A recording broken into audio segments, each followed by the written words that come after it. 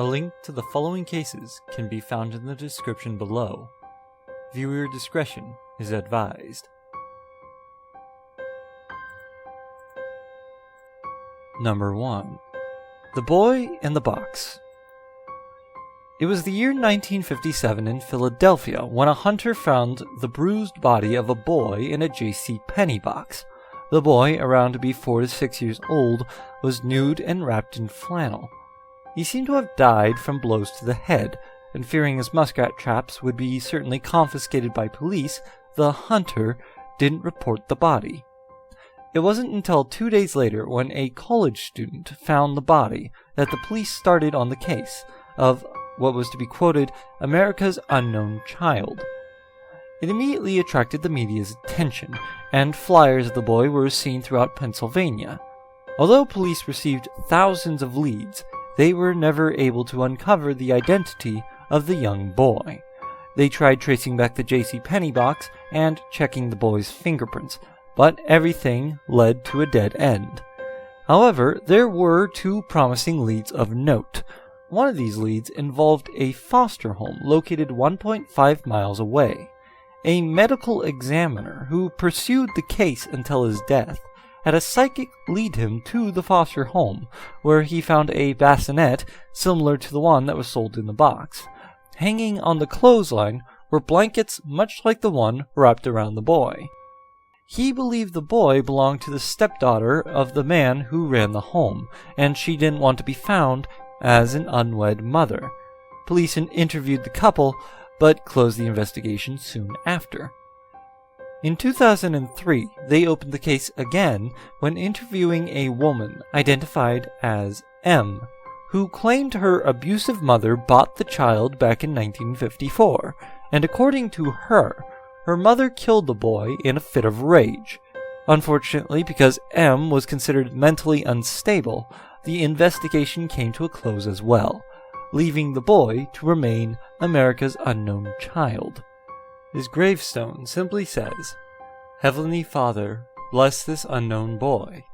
February 25th, 1957.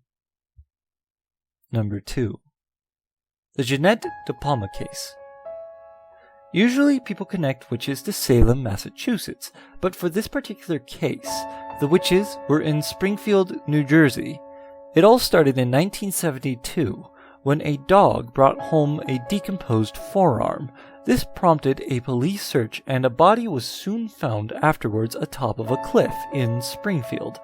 The body was identified to be that of Jeanette DePalma, a 16-year-old girl who had gone missing for 6 weeks.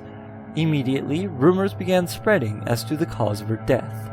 The hill where she was discovered was covered with occult symbols, and many believed her body was placed on a makeshift altar. Many locals, and even some police members, blame a coven of witches, otherwise known as Satanists, who used DePalma for a human sacrifice. Because of a flood, much of the case's details have since been destroyed. However, some reports from local papers mention that police couldn't determine the cause of death due to her badly decomposed body. They had also investigated a local homeless man who was a prime suspect, only to find no real connection with the killing. As for the occult theory, many believe that DePalma may have provoked a group of Satan-worshipping teens at her local high school when she was trying to evangelize them.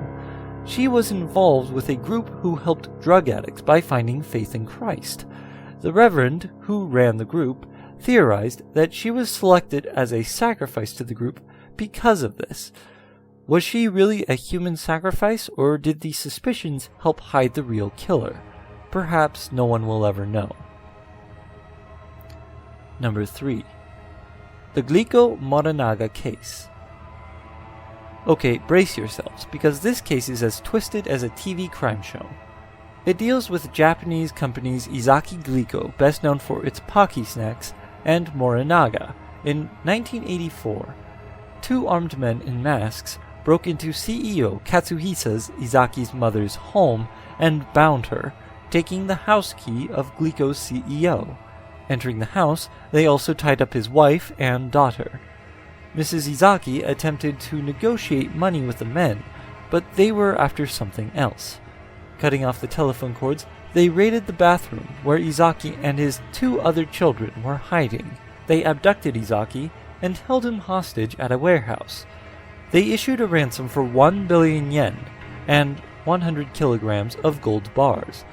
Their plans were discovered when Izaki managed to escape 3 days later. A few weeks later, just when the company thought it had escaped extortion, vehicles in its headquarters parking lot were set on fire. Then a container with hydrochloric acid and a threatening letter addressed to Glico were found in Ibaraki, where the warehouse was located. This began a string of letters from a person or group that dubbed itself the Monster with 21 Faces, named after the villain in a Japanese detective series. The letters threatened the company's products, claiming that their candies were laced with potassium cyanide soda. Glico was then forced to pull the products off the shelves, resulting in a $21 million loss and the layoff of 450 part-time workers. After months of tormenting Glico, the Monster with 21 Faces decided to look for fun someplace else. Their final letter towards the company read, "We forgive Glico." With that abrupt ending, they turned their sights on other food companies, such as Marude Ham, House Food Corporations, and Fujiya. In exchange for stopping their harassment towards Marude, one of its employees was to hand them over a ransom of money on a train. That was when an investigator who disguised himself as an employee saw the prime suspect, known as the Fox-Eyed Man. The man was well built, his hair cut short and permed, with eyes like those of a fox. After dropping the ransom as instructed, he and another investigator attempted to follow the Fox-Eyed Man, only to lose him. They would get a second chance later on, but he again evaded them.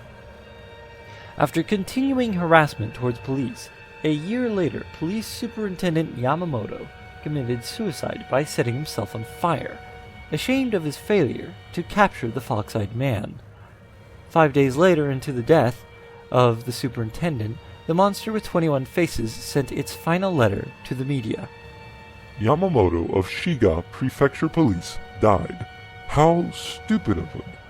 We've got no friends or secret hiding place in Shiga. It's Yoshino or Shikata who should have died. What have they been doing for as long as a year and 5 months? Don't let bad guys like us get away with it. There are many more fools who want to copy us. No, Career Yamamoto died like a man.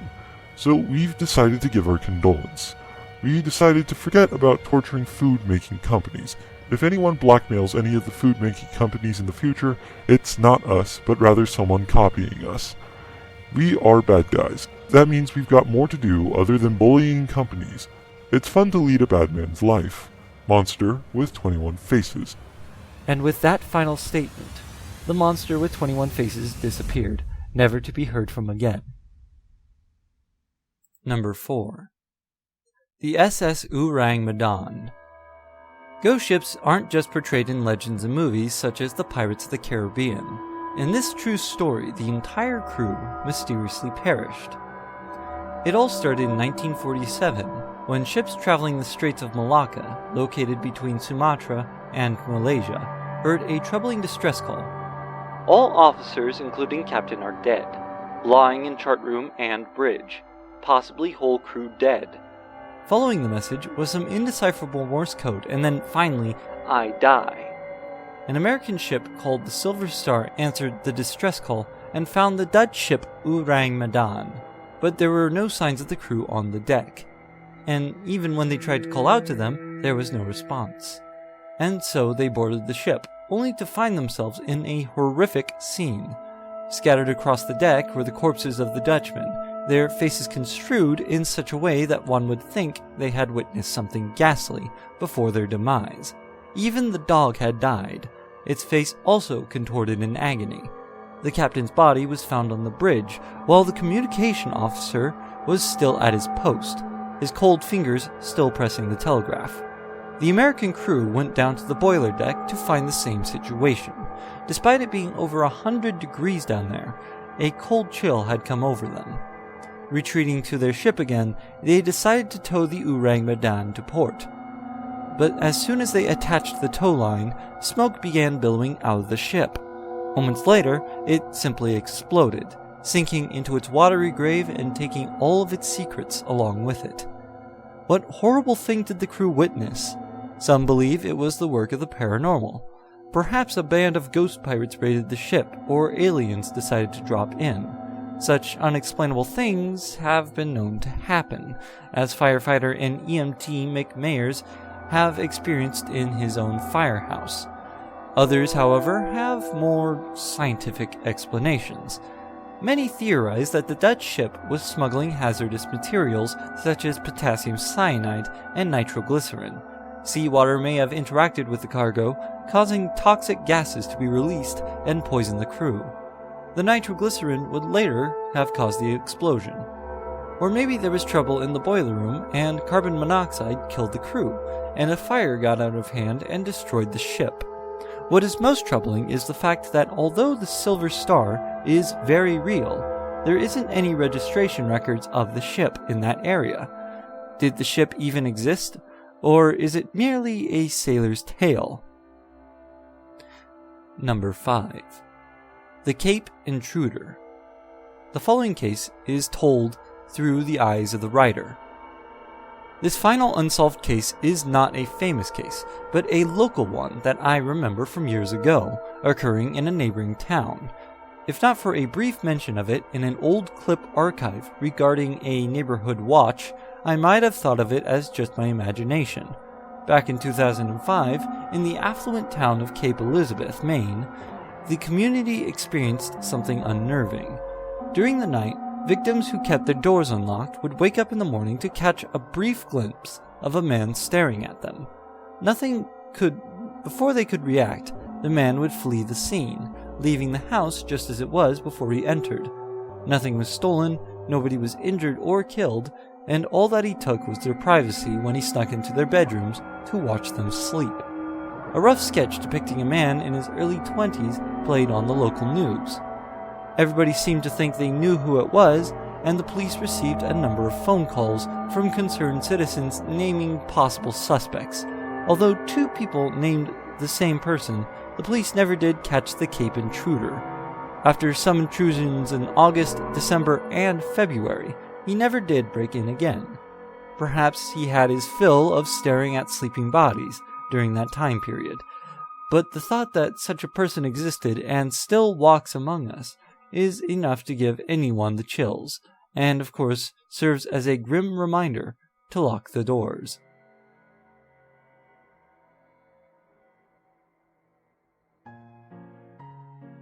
Hey guys, Ares Leviathan here. I just wanted to give a quick thanks for watching the video and wanted to let you know what's been happening. So, obviously, I've been kind of out of commission for a couple of months, and I've basically become aware of a medical condition you might all know of as acid reflux, or GERD, particularly this thing called esophagitis, which I know sounds terrifying, but I assure you it's nothing too crazy. Basically, my stomach acids act up after I eat, and they like to climb up my throat, and it basically wreaks hell on my vocal cords.